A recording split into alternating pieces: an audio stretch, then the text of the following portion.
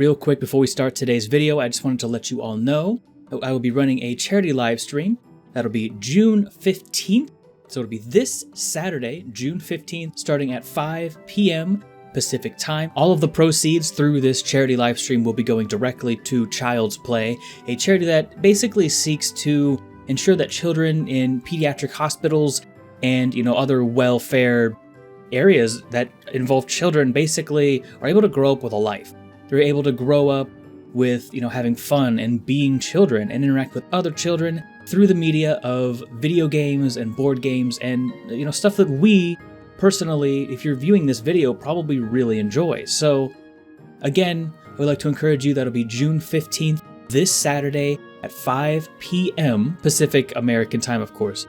I look forward to seeing you there. Even if you can't donate, come on by and just support the stream. I really look forward to seeing you there. But with that, let's get into the video. Hey there, friendos. Newbornkilik here, welcoming you back to another awesome gaming-related video. Today, we have not so much news, not so much a reaction, because literally everyone and their mother is talking about this topic at the moment. I'm not gonna say that I'm doing anything brand new, but I have had a couple people ask me my opinions on Pokemon Sword and Shield, basically is what we're getting at. I just wanted to share that with you. And first off, I'm going to start by saying I'm actually pretty hyped for this game. Now, I've kind of lost touch with Pokemon. I'm going to be totally honest with you. The handheld systems just, I don't really travel around enough to make it worthwhile, and I kind of switched over to PC gaming, so there's that. Our paths never really kind of reconverged after about Emerald, I would say. That's not to say that I have anything against the newer Pokemon or anything like that. I'm not a filthy Gen 1er or anything like that. All of that is my area of expertise, if you will. Still enjoying myself a good old Pokemon game. Pokemon Let's Go Pikachu and Eevee were pretty fun.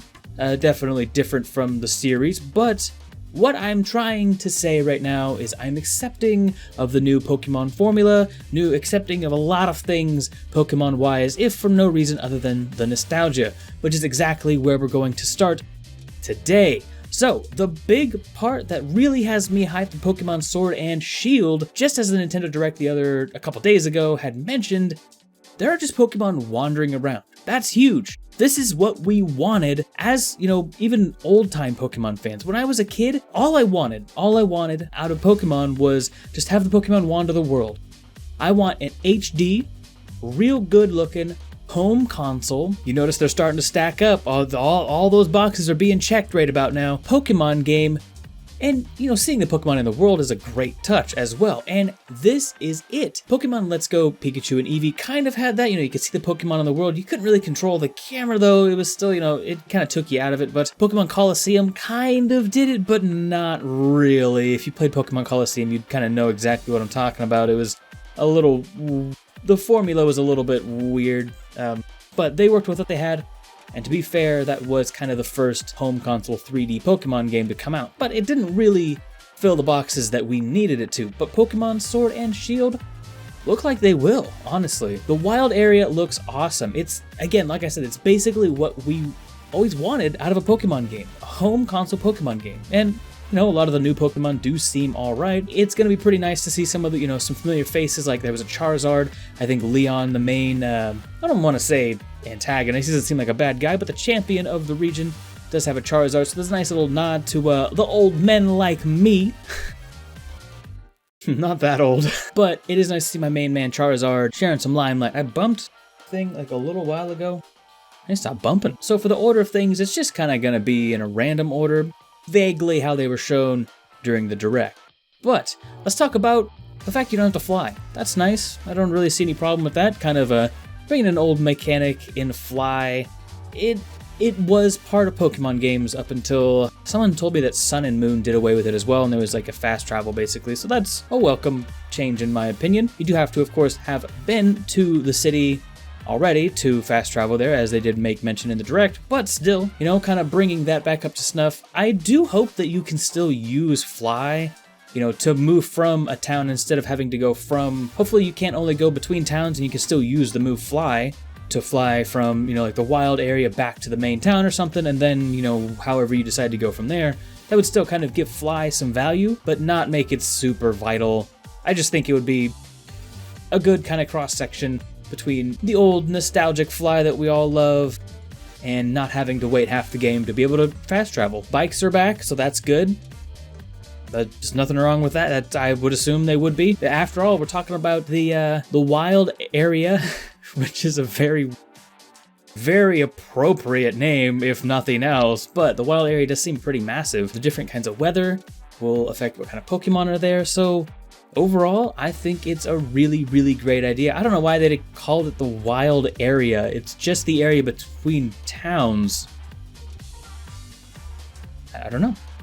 They made a decision. While we're talking about the wild area, we need to talk about raid battles. I think this is going to be a rather interesting thing. We have this new Dynamaxing mechanic, so why not do something like that? That's basically what raid battles were in Pokemon Go anyway. Were just giant versions of those Pokemon. You could battle them. I guess maybe they weren't giant, but they were definitely more powerful versions. So I think overall, as far as a multiplayer mechanic, that's pretty neat. No doubt there'll be a whole ton of channels trying to do these challenges and, single Pokemon or single party these raid battles, and we'll see how that goes. I have faith in all of you. I think you can do it. I really do. They didn't make much mention about the other multiplayer features, but they did say that one of the things that you could do in multiplayer mode were these raid battles, so hopefully there's more there. I don't want it to be like an MMO style thing, but it would be nice to be able to at least connect with your friends, do some team battles with some trainers or something. That would be kind of neat. They did kind of do that in Pokemon Let's Go in those two games, but it really didn't lend itself.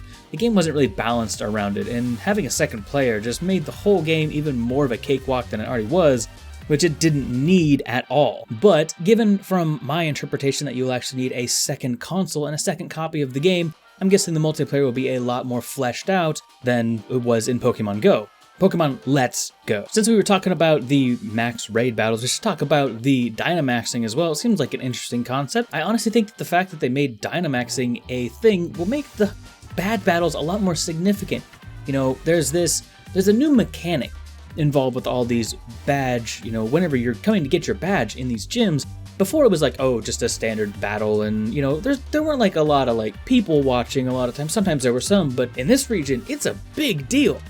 It's a super big deal. People buy tickets, I would assume it's in a stadium, for these Dynamax battles, and it's just this whole big spectacle.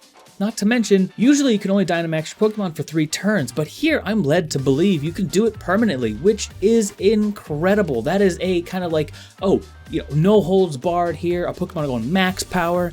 It's a very nice thing, I think, that it's going to do for the battle, assuming that, the powered up moves are just that. They're just scaled to be larger, more spectacular, new animations, so something you don't get to see that often, so that's a little bit exciting as well. Hopefully they don't change the properties of moves or, what they do. I would assume not. That would be a lot of balancing, just because there's going to be so many Pokemon in the game, and then you have to balance all of their moves and all of the Dynamax moves as well, so I'm assuming it's just going to be scaled up to a larger version. Maybe the enemies will have more health and the attacks will do more damage. It could basically be the same thing as before, which is kind of what I'm hoping for, but it makes the badge battles a lot more epic. I guess we should talk about some of the new faces and my opinions on them. Leon looks awesome. He's repping my main man Charizard, like I said, which is a big plus in my book, and he seems like a nice guy. Like, he doesn't seem like some rude, cocky, arrogant guy. Even if he is, he keeps it under wraps. He's at least apparently, we saw, don't have much proof, nice to the fans, which is, it's nice. It's nice to have a role model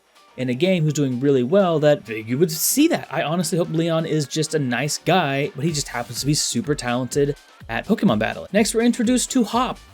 I'm sure he's fine, but what were his parents thinking? They should not be allowed to name children. Just saying. They did it right with Leon, but they have destined Hop for failure with that name. We have Professor Magnolia, and Magnolia is a tree, so it's clear that she earned her Pokemon Professor license, so everything checks out there. Let's talk about Sonia. Well, the internet will be flooded with fan art of her, undoubtedly. Just be prepared for that.